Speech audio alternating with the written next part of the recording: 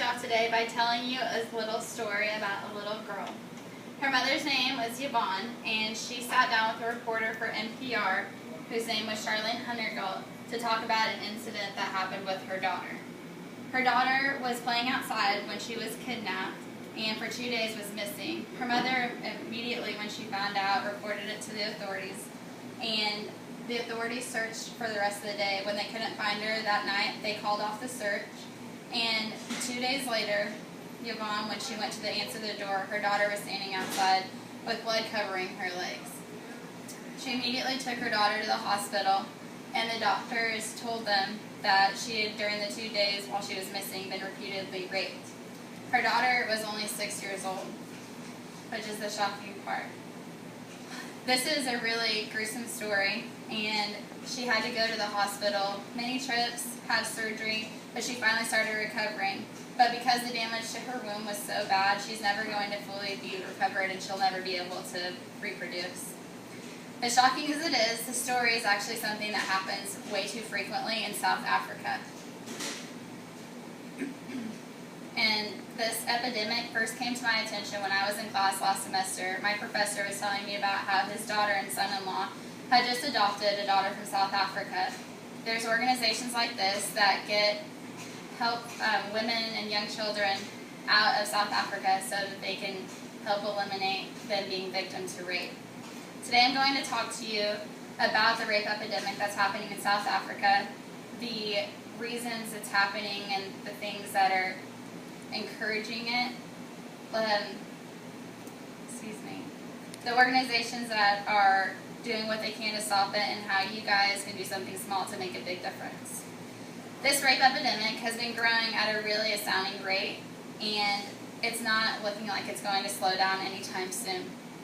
South African rape article written by R. Horton shows that women in South Africa is on average raped every 83 seconds. And an overwhelming amount of these girls are 15 years of age and younger.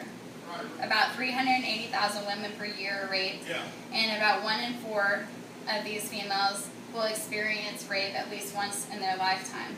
In another article that I read by Linda Richer, she tells a story about how a 9-month-old was raped in a park after her mother walked off just briefly to do something. The baby's stomach was burst open because of the insertion. Obviously she was so young. And she later talks in the article about, for this even to be possible, the perpetrator must make a common channel between the vagina and the anal cavity, which is immediately, obviously, life-threatening to the child. After seeing the trend in all the ages of the girls that were being raped, I wondered why men were so commonly doing this, and I began researching all the reasons and the motivating factors. A few of the reasons, and the most popular reasons, were one, the lack of authority in these areas. When women were raped, they didn't feel that they could go and report the rapes to any of the authorities because they told them that they were stupid, they didn't believe them. Actually, Horton says that only 1 in every actual 20 incidents of rape, only 1 was reported. Another really prevalent reason is the increasing gangs. Jack rolling is a term that Sujit says is a term for gang rape, which was coined in South Africa and is considered a young cult there. A form of initiation for them is to rape these women, and in order to stay in the gang, their goal is to get every woman that's under the age of 26 pregnant. The last and most prevalent reason that I have found is what is known as the virgin myth. This myth, Richter says, is a myth that a person believes that they can be cured of AIDS or HIV by raping a virgin, which makes a lot more sense that the age of the girls that they're raping is so young, because they feel that the younger the girl is, the better chance that they're a virgin, and the better chance of that would be curing them of their disease. This is obviously a very sick and horrible epidemic that's being spread around, and it needs to be stopped. And luckily there are a lot of great organizations around to help the rape victims. A few of them that I've researched, one being WAR, which stands for Women Against Rape, help provide legal information and advocacy for these women. Another one is Women Against Violence Against Women, and they help talk to the girls after the assaults and help care for them after them.